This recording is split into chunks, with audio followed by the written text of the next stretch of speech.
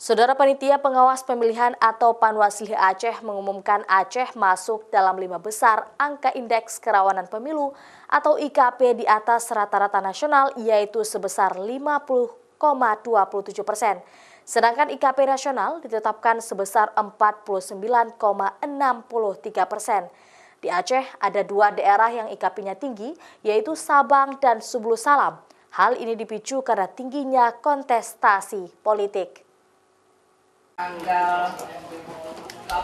Provinsi Aceh masuk dalam 5 besar angka indeks kerawanan pemilu di atas rata-rata nasional. Sedangkan IKP nasional ditetapkan sebesar 49,63%. Hal ini disampaikan oleh Panitia Pengawas Pemilihan atau Panwasli Aceh pada kegiatan media gathering pengawasan tahapan pemilu 2019.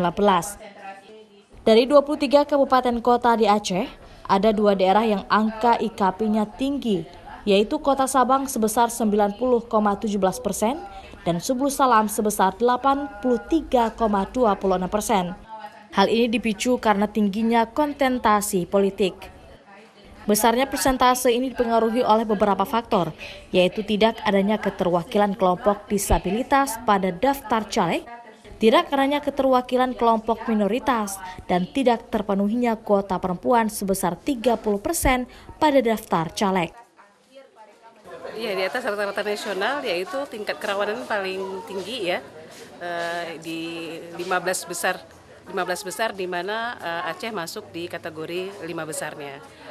Dilihat dari masing-masing kabupaten kota, dari 4 dimensi yang saya sebutkan di pertemuan tadi, yaitu salah satunya tentang kontestasi peserta pemilunya sendiri, yaitu untuk daerah Kota Sabang dan Kota Subulu Salam.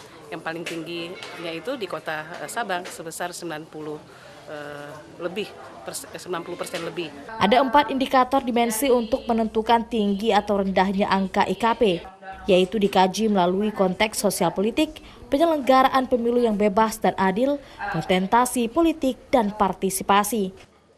IKP 2019 ini melakukan upaya dari Bawaslu RI untuk melakukan pemetaan dan deteksi dini terhadap berbagai potensi pelanggaran dan kerawanan untuk kesiapan menghadapi pelaksanaan pemilu legislatif dan pemilu presiden dan wakil presiden secara serentak tahun 2019. Nova Misdayanti, Kompas TV, Banda Aceh.